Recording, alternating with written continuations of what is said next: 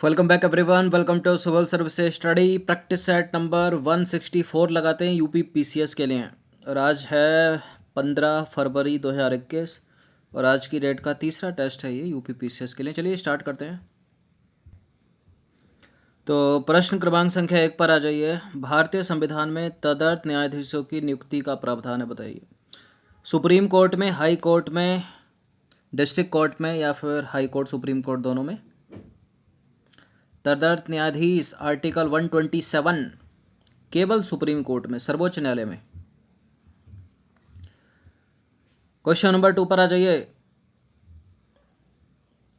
निम्नलिखित कथनों पर विचार करना है और बताना है कि 3 स्टेटमेंट में से कौन सा स्टेटमेंट करेक्ट है। भारत की संविधान सभा ने राष्ट्रीय ध्वज का प्रारूप 22 जुलाई 1947 को अपनाया था। राष्ट्रीय ध्वज के बीच में 21 तीलियां हैं और राष्ट्रीय ध्वज की लंबाई और चौड़ाई का अनुपात 3:4 है। ठीक है, 3:2 है, 3:2 है और 24 तीलियां हैं। बचपन से पढ़ा होगा आपने। केवल पहला वाला स्टेटमेंट यहाँ पर करेक्ट है। तो 2 और 3 को एलिमिनेट करो, ये भी जाएगा, ये भी जाएगा, ये भी जाएगा, केवल एक ही सही हो जाएगा, बी इसका आंसर हो जाएगा। तो भारत के राष्ट्रीय ध्वज में 24 तिलियां हैं तथा राष्ट्रीय ध्वज की लंबाई और चौड़ाई का अनुपात है 3:2। क्वेश्चन नंबर 3 पर आ जाइए। लेखानुदान संघ सरकार को अनुमति प्रदान करता है।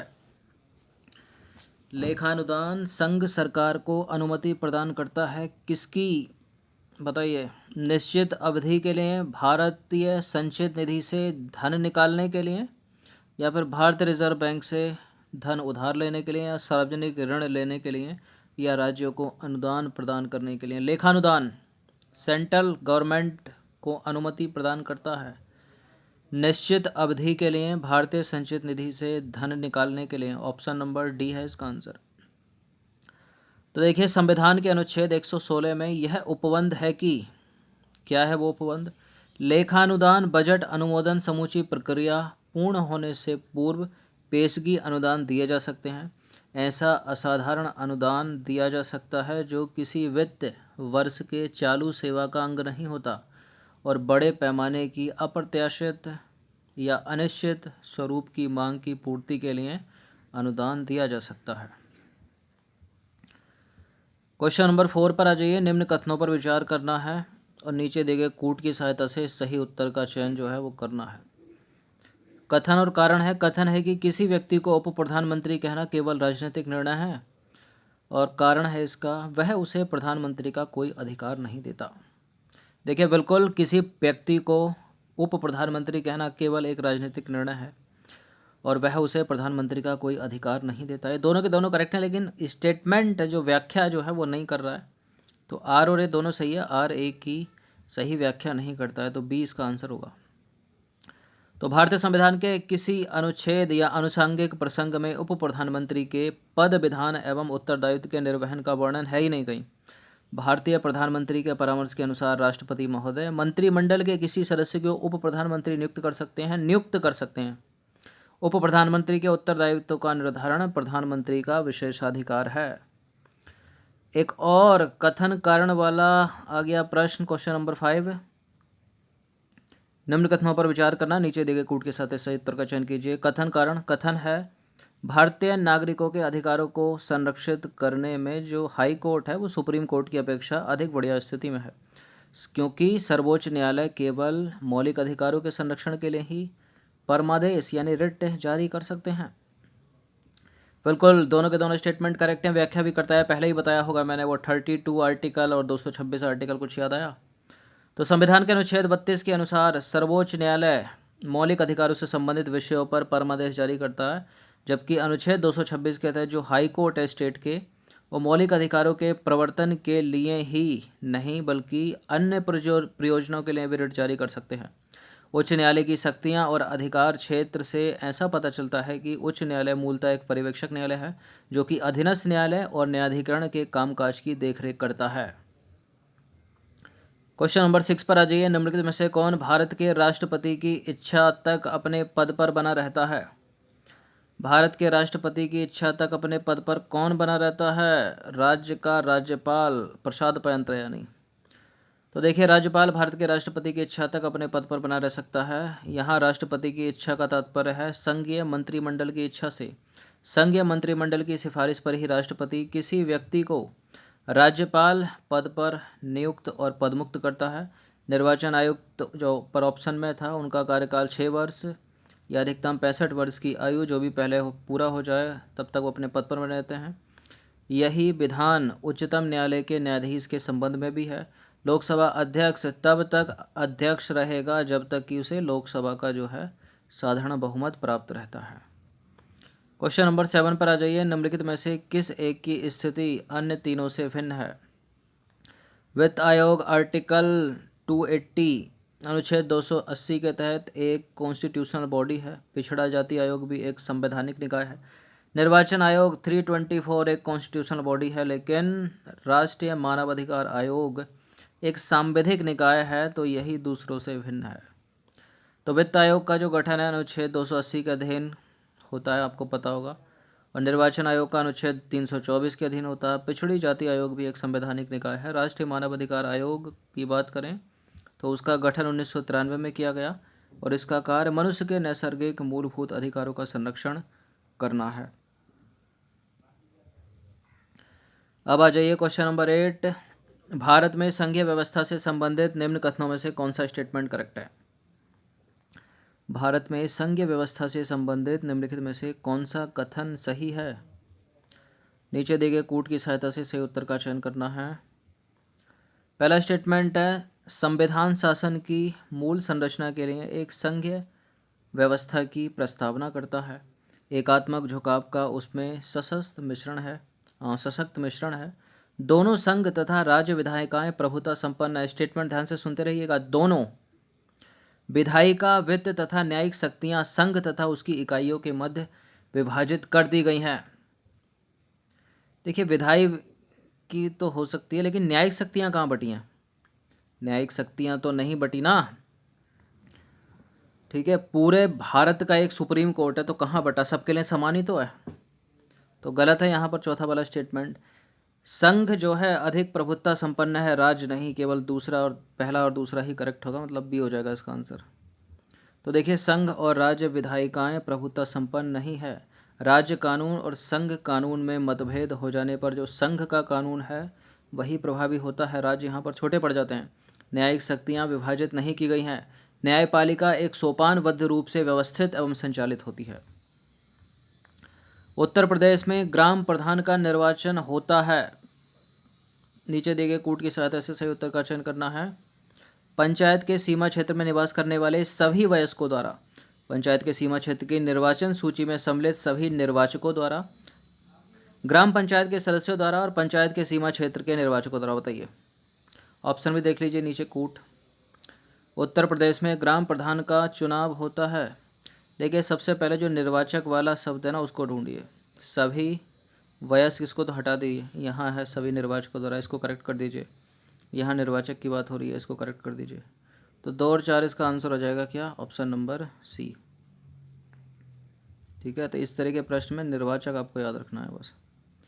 क्वेश्चन नंबर 10 पर आ जाइए। निम्नलिखित अधिकारों में से कौन सा अधिकार अनुच्छेद 19(1)(d) को अनुच्छेद 21 से मिलाकर पढ़ने पर प्राप्त होता है? विदेश यात्रा का अधिकार, शरण पाने का अधिकार, सूचना प्राप्त करने का अधिकार, एकांतता का अधिकार। कौन सा है? एकांतता का अधिकार। तो अनुच्छेद 21(1) के उपखंड में भारत में प्रत्येक नागरिक को भारत के राज्य क्षेत्र में अबाध रूप से आने जाने का अधिकार, ठीक है, और भारत के राज्य क्षेत्र के किसी भाग में निवास करने तथा बस जाने का अधिकार की गारंटी दी गई है। अनुच्छेद 21 गारंटी देता है कि किसी व्यक्ति को कानून द्वारा स्थापित प्रक्रिया के अलावा उसके जीवन या उसकी व्यक्तिगत स्वतंत्रता से वंचित नहीं किया जा सकता। विदेश यात्रा का अधिकार किसी व्यक्ति की व्यक्तिगत स्वतंत्रता का अंग है, जो एक व्यापक संकल्पना है। क्वेश्चन नंबर 11 पर आ जाइए। भारतीय संविधान की प्रस्तावना में जिन आदर्शों और उद्देश्यों की रूपरेखा दी गई है, उनकी आगे व्याख्या कहाँ की गई है?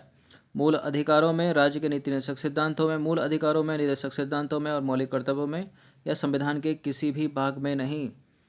देखिए, मूल अधिकारों में की गई है, नीति निदेशक सिद्धांतों में भी की गई है, मौलिक कर्तव्यों में भी की गई है। तो इसका सही उत्तर क्या हो जाएगा? ये तीनों में दे रखा है, तो ये हो जाएगा सी। तो मूल अधिकार राज्य के नीति सिद्धांतों एवं मौलिक कर्तव्यों में। क्वेश्चन नंबर 12 पर आ जाइए। निम्नलिखित कथनों पर विचार करना है। वही कथन कारण वाला स्टेटमेंट वाला प्रश्न आ गया। अब कथन कहता है कि भारत में स्थायी दलीय व्यवस्था नहीं है। इसका कारण क्या है? क्योंकि राजनीतिक दलों की संख्या बहुत अधिक है। इसको इस तरह से पढ़िए कीजिए कि जो ऊपर बोल रहा है वो उसका नीचे वाला कारण है, तो क्योंकि लगाकर। तो भारत में स्थायी दलीय व्यवस्था नहीं है क्योंकि राजनीतिक दलों की संख्या बहुत अधिक है। बिल्कुल ए और आर दोनों सही हैं, स्पष्टीकरण भी करता है। तो भारत में स्थायी दलीय व्यवस्था नहीं है क्योंकि यहाँ राष्ट्रीय एवं क्षेत्रीय या प्रादेशिक स्तर पर अनेक दल हैं। क्वेश्चन नंबर 13 पर आ जाइए। भारतीय राष्ट्रपति के सर्वसम्मति से चुने जाने का अभी तक का एकमात्र उदाहरण बताइए कौन है? उस भारतीय राष्ट्रपति का नाम बताइए जो सर्वसम्मति से चुना गया था। नीलम संजीव रेड्डी। तो देखिए, भारतीय राष्ट्रपति के सर्वसम्मति से चुना जाने का अभी तक एकमात्र उदाहरण है नीलम संजीव रेड्डी का निर्वाचन। नीलम संजीव रेड्डी 1977 में निर्विरोध चुने गए थे। किसी राज्य का राज्यपाल राष्ट्रपति के द्वारा नियुक्त किया जाता है। राष्ट्रपति की इच्छा पर पद पर बना रहता है। राज्य की कार्यपालिका शक्ति का मुखिया होता है। बिल्कुल पढ़ने से लग रहा है कि ये सारे के सारे करेक्ट हैं। तो संविधान के अनुच्छेद 155 में राज्य के राज्यपाल की नियुक्ति राष्ट्रपति संघीय मंत्रिमंडल की सिफारिश पर करते हैं। और अनुच्छेद 156 के तहत उपबंध है कि राज्यपाल के पद की अवधि 5 वर्ष की होगी, लेकिन वह राष्ट्रपति के प्रसाद पर यंत्र पद धारण करता है। और अनुच्छेद 154 के अनुसार जो है राज्य की कार्यपालिका शक्ति राज्यपाल में निहित होती है और केंद्र की राष्ट्रपति में निहित होती है। और जो राज्यपाल है उन शक्तियों का प्रयोग संविधान के अनुसार स्वयं या अपने अधीनस्थ अधिकारियों के द्वारा करता है। राज्य की कार्यपालिका शक्ति का सह विस्तार उसकी विधायी शक्ति के अनुरूप होता है। क्वेश्चन नंबर 15 पर आ जाइए। 15वां प्रश्न है, भारतीय संविधान का कौन सा अनुच्छेद संवैधानिक विवादों में सर्वोच्च न्यायालय के अपीलीय क्षेत्राधिकार से संबंधित है? कौन सा है? अनुच्छेद 134 ए को मिलाकर अनुच्छेद 132 को पढ़ना। तो देखिए, अनुच्छेद 132 के अनुसार कुछ मामलों में उच्च न्यायालय से अपीलों में उच्चतम न्यायालय की अपीली अधिकारिता है। ठीक है। भारत के राज्य क्षेत्र में किसी उच्च न्यायालय की सिविल, दांडिक या अन्य कार्यवाही में दिए गए किसी निर्णय, डिक्री या अंतिम आदेश की जो अपील है वो उच्चतम न्यायालय में होगी। यदि वह उच्च न्यायालय 134 ए के अधीन प्रमाणित कर देता है कि उस मामले में इस संविधान के निर्वाचन के बारे में विधि का कोई सारवान प्रश्न अंतर्वलित नहीं है। केलकर टास्क फोर्स जो बनाई गई थी उसकी जो सिफारिश है उनका संबंध बताइए किससे है? केलकर टास्क फोर्स की सिफारिशों का संबंध व्यवसाय से नहीं है, बैंकिंग से नहीं है, विदेशी निवेश से नहीं है, टैक्स से है, करों से। नेक्स्ट क्वेश्चन पर आ जाइए। निम्नलिखित में से कौन सी तेल रिफाइनरी निजी क्षेत्र में है? निजी क्षेत्र की कौन सी तेल रिफाइनरी है? इनमें से डिगबोई असम की नहीं है, मथुरा तेल रिफाइनरी नहीं है, बरौनी नहीं है, यह है नूनमती तेल रिफाइनरी। तो नूनमती तेल रिफाइनरी जो है वो निजी क्षेत्र की है। छिपी बेरोजगारी से क्या तात्पर्य है? क्या अर्थ है छिपी बेरोजगारी का? बेरोजगार व्यक्ति को बोलते हैं छिपी बेरोजगारी, या गृहिणियों में बेरोजगारी, 60 वर्ष से अधिक आयु वाले व्यक्तियों में बेरोजगारी? देखिए, इसका उत्तर हो जाएगा किसी कार्य में जिसको कम व्यक्ति कर सकते हैं, अधिक व्यक्तियों का लगा रहना। ठीक है, यानी श्रमिक की सीमांत उत्पादकता शून्य एक तरह से देखा जाए तो। अब एक खेत है, इसमें 2 आदमी जबकि इसमें काम कर सकते हैं आराम से, लेकिन इसमें 5-6 लगे पड़े हैं। तो किसी कार्य में जिसको कम व्यक्ति कर सकते हैं, अधिक व्यक्तियों का लगे रहना। क्वेश्चन नंबर 19 पर आ जाइए। पंचायती राज का मुख्य उद्देश्य क्या है? रोजगार बढ़ाना, कृषि उत्पादन को बढ़ाना, लोगों की राजनीतिक जागरूकता को बढ़ाना, या लोगों का विकास मूलक प्रशासन में भागीदारी के योग्य बनाना। यही है सी वाला, लोगों को विकास मूलक प्रशासन में भागीदारी के योग्य बनाना। तो पंचायती राज का मुख्य उद्देश्य जो है लोगों को विकास मूलक प्रशासन में भागीदारी के योग्य बनाना है। सत्ता के विकेंद्रीकरण के सिद्धांत का साकार रूप पंचायती राज की व्यवस्था जो है वो 73वें संविधान संशोधन अधिनियम 1992 के माध्यम से की गई है। पंचायती राज व्यवस्था में महिलाओं को कितने प्रतिशत आरक्षण है? 33%। अंतिम प्रश्न पर आ जाइए। निम्नलिखित कथनों में से कौन सा आयकर के संबंध में सही है इनकम टैक्स के संदर्भ में? देखिए, आयकर एक प्रत्यक्ष कर है यानी डायरेक्ट टैक्स है। यह एक प्रगतिशील कर है, यह एक अनुपातिक कर है। यह राज्य सरकारों द्वारा एकत्रित किया जाता है, केंद्र सरकार द्वारा एकत्रित किया जाता है। एलिमिनेट करिए 2 को, 3 को करिए, ये गया और ये वाला गया। यह एक प्रगतिशील कर है बिल्कुल, और यह एक प्रत्यक्ष कर है, मतलब डायरेक्ट टैक्स है। यह एक अनुपातिक कर है, आनुपातिक नहीं है। कम पैसे कमाओगे तो कम लगेगा, अधिक पैसे कमाओगे तो अधिक लगेगा। 2 और 4 इसका आंसर हो जाएगा ऑप्शन नंबर सी। तो भारत में राष्ट्रीय स्तर पर आयकर की दरों का निर्धारण एवं आरोपण केंद्र सरकार द्वारा किया जाता है, न कि राज्य सरकार के द्वारा, इसलिए गलत है स्टेटमेंट तीसरा वाला। आयकर एक डायरेक्ट टैक्स है, प्रत्यक्ष कर है, क्योंकि यह व्यक्तियों, अविभाजित हिंदू परिवारों, संस्थाओं की आय पर आरोपित होता है। आयकर एक प्रगतिशील कर है, क्योंकि इसकी दरें आयकर की सीमा में रहने वाले लोगों पर समान रूप से लागू नहीं होती। कम आय पर कम कर और अधिक आय पर आयकर की अधिक दरें लगती हैं। तो 20 प्रश्न है, इनकी प्रैक्टिस एक बार कर लीजिएगा कम से कम। धन्यवाद।